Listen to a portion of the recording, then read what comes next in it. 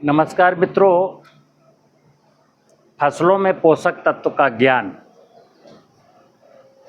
एक तो पोषक तत्वों का ज्ञान है, दूसरा पोषक तत्वों का विज्ञान है। सबसे पहले ज्ञान है और ज्ञान के बाद फिर विज्ञान है। मैं कैसे कह रहा हूँ कि आज के 200 साल पहले जब मुझे पता नहीं था कि फसल को नाइट्रोजन की ज़रूरत होती है, जब मुझे पता नहीं था कि फास्फेट की ज़रूरत होती है, जब मुझे पता नहीं था पोटाश की ज़रूरत होती है, तो ये धरती सभी ज़रूरतें पूर्ण करती थी। फसलों की सभी ज़रूरतें धरती माता पूर्ण करती थी। हमको पता नहीं था फसलों को कितने पोषक तत्वों की ज़रूरत पड़ती है। जब से मुझे जानकारी आई, विज्ञान ने कहा फसलों को 16 पोषक तत्वों की ज़रूरत पड़ती है, डिस्टर्बेंस तभी से हुआ कि आज ज़मीन में नाइट्रोजन नहीं है, फास्फोरस नहीं है, सल्फर नहीं है, जिंक नहीं है, आयरन नहीं है। आखिर क्या वजह है कि जब मैं इस विज्ञान को जानता हूँ कि नाइट्रोजन का ये रोल है, नाइट्रोजन कैसे होती है, तो फिर है क्यों नहीं? फिर फास्फेट की कमी है क्यों? इसके पीछे की एक कहानी है मित्र। मैं कहता हूँ, हमेशा एक चीज़ कहता हूँ कि इन परमात्मा ने हर व्यक्ति को दिमाग दिया है और ईश्वर ने कहा है कि आप अपने दिमाग से चलना। जैसे जिसका जो प्रोफेशन है, किसान का बेसिकली यहाँ सबसे पैदाइशी कोई प्रोफेशन था तो खेती ही थी। क्योंकि खेती से मुझे भोजन मिल जाता है, खेती से मुझे पानी मिल जाता है, खेती से मुझे ऑक्सीजन मिल जाती है। फिर शिक्षा का युग आया। जो लोग शिक्षित हुए, साइंस के स्टूडेंट बने, उनमें कुछ वैज्ञानिक बने। फिर एक सिस्टम खड़ा किया गया विज्ञान का, और वो विज्ञान का सिस्टम ऐसा था कि हम कैसे धन कमाएं, क्योंकि मुझे ढेर सारी सैलरी चाहिए, तो कैसे धन कमाएं। तो उसमें ये ऐसी कुछ चीज़ें आई कि जो कहना नहीं चाहिए, बहुत बुरी थी। जैसे मैं एक चीज़ कहता हूँ, जब मनुष्य को ये पता नहीं था कि उसके भोजन में उसको कितना कैलोरी ऊर्जा चाहिए, उसका कौन सा भोजन करे कि उसको इतना कैलोरी ऊर्जा मिल सके। आज तो डाइट चार्ट बने हुए नाना प्रकार के कि साइंटिस्ट को ये खाना चाहिए, डॉक्टर को ये खाना चाहिए, मजदूर को ये खाना चाहिए। डाइट चार्ट है ना, सब तरीके के डाइट चार्ट है। इसके बावजूद भी जब डाइट चार्ट हैं, जब मुझे मालूम है मनुष्य को इतना कार्बोहाइड्रेट, इतना प्रोटीन, इतना मिनरल्स, इतना विटामिन, इतना फैट चाहिए, तो आदमी कमज़ोर क्यों है? और जब मुझे मालूम है फसलों को इतना इतना पोषक तत्व चाहिए, तो फिर फसलों में वो गुणधर्म कहाँ चला गया? तो मित्र सुनिए, फसलों में पोषक तत्वों का ज्ञान ये है कि हमें ये पता करना है पोषक तत्वों का स्रोत क्या है। हमारी फसलों को जितने भी पोषक तत्व चाहिए उनका मूल स्रोत क्या है? तो मूल स्रोत तो सॉइल है, मिट्टी ही मूल स्रोत है। और अगर मैं समझदार होता, अगर मैं ज्ञानी होता, तो हमें मालूम है कि मिट्टी का संरक्षण ऐसे करना है। यानी कि हम जो कुछ भी सॉइल से लेंगे, क्रॉप खाएंगे, कुछ पशु खाएंगे, तो आज के ठीक 70-80 साल पहले तक हमारे पूर्वजों को पता था कि गाय भैंस जो खाएगी उसका गोबर मुझे खाद बना करके खेत में लौटाना है। 70 साल पहले तक लोग कच्चे गड्ढे में पशुओं का मलमूत्र डालते थे और लोटा लेकर के खुद शौच क्रिया के लिए जाते थे, और किसी भी फसल में आग नहीं लगाते थे, फसल के अवशेष में। तब भी सारी चीज़ें मैनेज थी। उसके और पहले तो और अच्छा था। आज हमको पोषक तत्वों का विज्ञान क्या समझ में आया, और पोषक तत्वों का विज्ञान इसलिए लॉन्च हुआ कि साहब बाजार से लाइए, नाइट्रोजन बाजार से लाइए, फास्फोरस बाजार से लाइए, पोटाश बाजार से लाइए। आप कल्पना करना, कि भगवान को क्या मैं कोई चीज़ बाजार से ला करके दे सकता हूँ? धरती, भूमि, धरती माता, भगवान का पहला अक्षर है भूमि। तो धरती को मैं बाजार से ला करके कह रहा हूँ कि तू यूरिया खा ले, तू डीएपी खा ले, तू पोटास खा ले, तू जिंक खा ले, तू सल्फर खा ले। शिव अनादिकाल से क्या खाते आए हैं? पौराणिक कथाओं में समुद्र मंथन की कहानी में क्या कहा गया है कि समुद्र मंथन में सबसे पहले विष निकला। एक प्रॉब्लम थी कि इस विष का निस्तारण कैसे हो। तो विष के बारे में कहा गया है कि शिव जी ने कहा, यानी धरती ने कहा, मनुष्य से और मानव जाति में दो फाड़ थे, एक देवता थे, एक राक्षस थे। मतलब मनुष्य जो मनुष्यता को धारण किया हुआ है उसको देवता कहते हैं, और जिसने मनुष्यता का परित्याग कर दिया उसको दानव कहते हैं। चलिए कोई बात नहीं, चूँकि मनुष्य सब परमात्मा की संतान है, और दो प्रकार की संतान है, एक कार्तिकेय, एक गणेश है, एक देवता है, एक राक्षस है। तो ईश्वर ने, शिव जी ने कहा कि भाई आप सारे लोग अमृत खाओ और विष सारा हमको दे जाओ। तो ज़मीन में पोषक तत्वों का जो स्रोत है कि मैं ज़मीन से खेती करूंगा, बहुत सारी चीज़ें अपने लिए खाद्य पदार्थ उगाऊंगा, लेकिन जो बेस्ट मटेरियल है वो मिट्टी को फिर वापस कर दूंगा, तो मुझे कोई बाहर से लाने की ज़रूरत नहीं। एक चीज़। दूसरी चीज़ जो मैं बताना चाहता हूँ आपको, साइंस क्या करती है? साइंस ये करती है कि मिट्टी की जाँच कराइए। जैसे मैं एक अक्सर चीज़ बोलता हूँ, आप कभी मिट्टी की जांच कराएंगे तो ये तो तय है कि मिट्टी में सबसे पहले देखा जाता है कि उसका पीएच कैसा है, उसमें इलेक्ट्रिक कंडक्टिविटी क्या है, उसमें ऑर्गेनिक कार्बन कितना है, फिर आता है उसमें फास्फेट P2O5 कितना है, फिर पोटास कितनी है।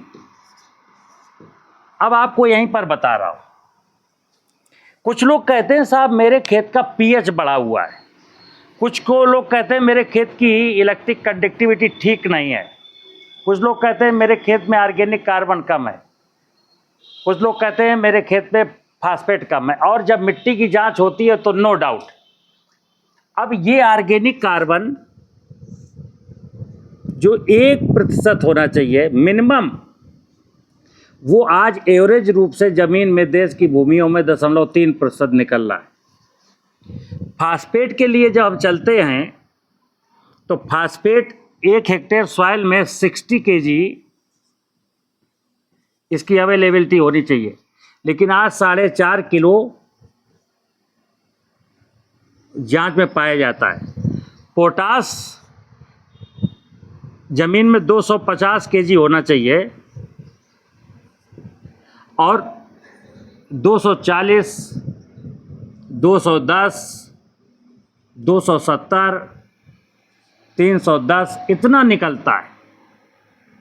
यहाँ पर गौर करना मित्र,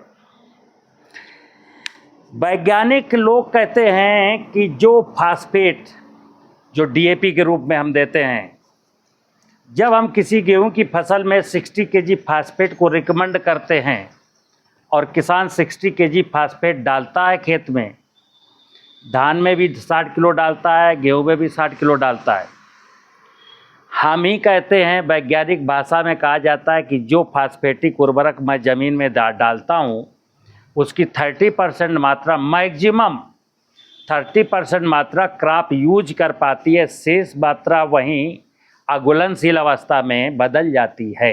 अब देखना, किसान ने 60 किलो डाला खरीफ में, 60 किलो डाला रबी में, यानी 120 किलो डाला। 120 किलो का 30% के हिसाब से मैं मान लेता हूं 40 किलो फसलों ने यूज कर लिया। अगर एक ही साल की बात करें तो जब मिट्टी की जांच करेंगे तो हमको यहाँ 80 क्विंटल फास्फेट, 80 kg फास्फेट मिलना चाहिए, लेकिन सॉइल टेस्टिंग की रिपोर्ट में 4.5 किलो निकलता है। ये क्या है? मेरे समझ में तो नहीं आई, किसी की समझ में आती हो तो आए। दूसरा, मैं कहते हैं ज़मीन में पोटास 40 kg, 1 हेक्टेयर ज़मीन में धान की फसल को 40 kg पोटास की ज़रूरत है, और पोटास किसान डालता नहीं है। आज के कभी से आज तक पोटास उसने डाली ही नहीं। लेकिन आज के 20 साल पहले मिट्टी की जांच कराया तो 250 किलो थी, फिर मिट्टी की जांच कराया 240 किलो हो जाती, फिर 310 किलो हो जाती, 270 किलो हो जाती। यानी पोटास नहीं डाल रहा है और पोटास जमीन में घट नहीं रही। फास्फेट डाल रहा है और फास्फेट जमीन में बिल्कुल कम है। मैं कहता हूं मित्र कि मुझे इन झंझटों में नहीं पड़ना, क्योंकि अब सल्फर की भी कमी है, आयरन की भी कमी है, जिंक की कमी है, और क्यों नहीं होगी। बेसिक चीज़ है। मैंने बोला जैसे किसी की ईसी खराब है, बहुत सारे किसान कहते हैं साहब मेरी ईसी जो है ना बहुत ज़्यादा है, मेरी ईसी बहुत कम है, मेरा पीएच बहुत ज़्यादा है, मेरा पीएच बहुत कम है। इन सबको सुधारने का एक ही तरीका है, और वो तरीका है ह्यूमस। यानी ज़मीन में जब ऑर्गेनिक कार्बन 1% से ज़्यादा होगा, जमीन में ऑर्गेनिक कार्बन, ये ओसी, इसको कहते हैं कि एक ऐसा मैनेजर है ऑर्गेनिक कार्बन जो पीएच को सही करता है, ईसी को सही करता है, सारे प्रकार के न्यूट्रिशंस को मैनेज करता है। आपने एक शब्द सुना होगा CN रेशियो। कार्बन, और अभी तो शब्द कहते हैं कार्बन नाइट्रोजन का अनुपात। हकीकत में कार्बन के साथ फसलों के न्यूट्रिशन का रेशियो। ये एन माने न्यूट्रिशन है, नॉट कार्बन नाइट्रोजन। अब है क्या मित्र, जैसे अभी मैंने पिछली वीडियो में बोला कि एक हेक्टेयर जमीन में 200 केजी 200 कुंटल, एक हेक्टेयर सॉइल में 200 कुंटल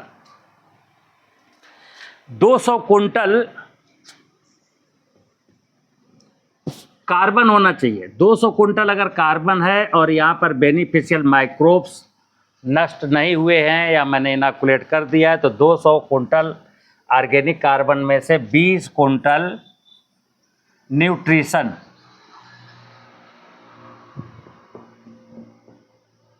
रिलीज करेंगे।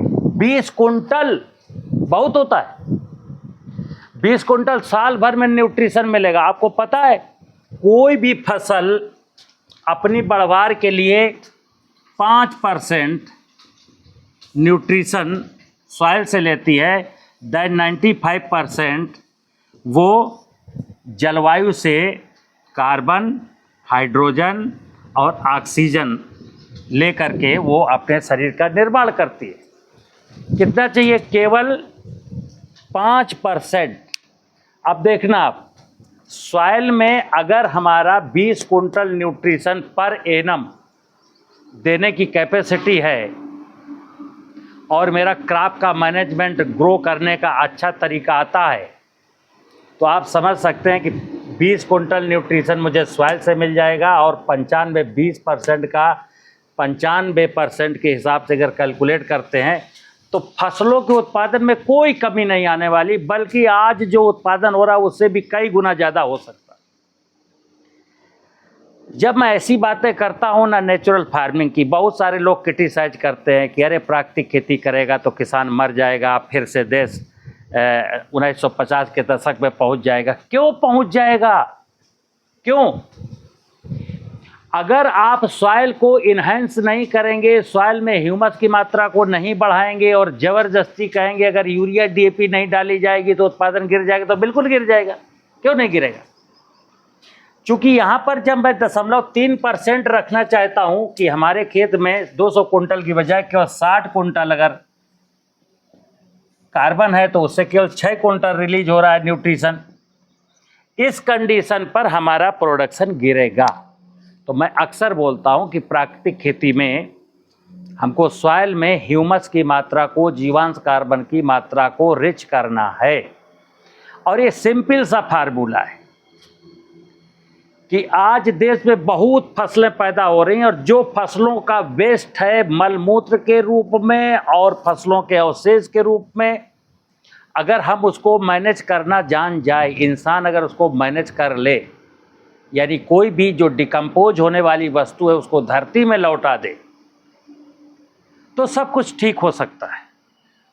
लेकिन आधुनिक जीवन शैली में और आधुनिक कृषि प्रणाली में हमको ऐसा होता नज़र नहीं आता। और अगर हम लोग ये कर पाने में असमर्थ रहते हैं बाई चांस कि साहब जीवांश कार्बन तो नहीं बढ़ा पाऊंगा, तो फिर आप ज़िंदगी भी नहीं जी पाएंगे। आज की ज़िंदगी हमारी जैसी है ना, दुनिया जानती है, ना कोई जीता है ना कोई मरता है। और उसका कारण है कि ना मेरी ज़मीन जिंदा है ना मेरी ज़मीन मरी है, तो ना मैं मर रहा हूँ ना मैं जी रहा हूँ। किसी प्रकार से जीवन को धक्का मारा जा रहा है। मैं अक्सर किसान भाइयों से कहता हूँ कि आप अपने खेत में जीवांश कार्बन की मात्रा बढ़ाने के लिए नाना प्रकार के जो मैं उपाय बताता हूँ उनको अपनाएंगे तो आप सफल होंगे, अन्यथा सारी दुनिया हार जाएगी। और ये जो टेक्नोलॉजी का युग है ना, टेक्नोलॉजी वाले भी हार जाएंगे। आज बेशक किसान के साथ झूठ बोल करके, प्रकृति के साथ खिलवाड़ करके लोगों ने करोड़ों रुपए कमाए हों, लेकिन मुझे पता है कि आने वाले समय में ये सब बैठ करके रोएंगे। इतने कैंसर के रोगी हो जाएंगे, इतना लोग लाइलाज बीमारियों की चपेट में आ चुके होंगे कि डॉक्टर भी इलाज के लिए मिलेगा नहीं। क्योंकि डॉक्टर आज जो सोच रहा है कि मैं चिकित्सक हूँ, वो डॉक्टर स्वयं बीमारी से ग्रस्त हो जाएगा। और हैं भी, ऐसा नहीं है कि चिकित्सा करने वाला बीमार नहीं है, बीमार वो भी है। अब एक बीमार व्यक्ति का इलाज कर रहा है, सिचुएशन यहाँ तक आ गई। एक बीमार व्यक्ति का इलाज कर रहा है।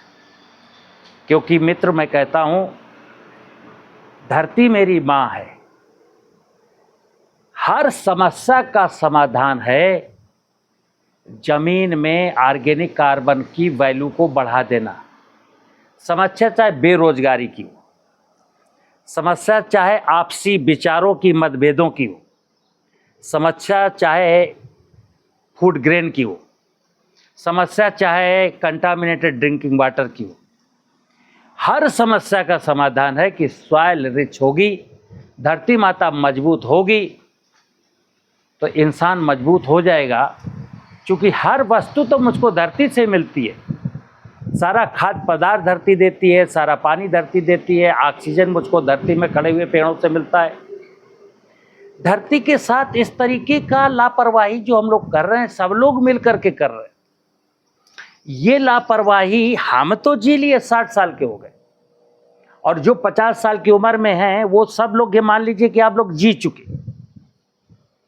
आने वाले बच्चों के लिए भी कुछ छोड़ोगे कि नहीं छोड़ोगे? आने वाली पीढ़ियों के लिए हमको आज सोचना पड़ेगा, और नहीं तो वो दिन दूर नहीं है। मेरी भविष्यवाणी है कि 10 साल के अंदर अंदर हर व्यक्ति को खून के आंसू रोने पड़ेंगे। नमस्कार।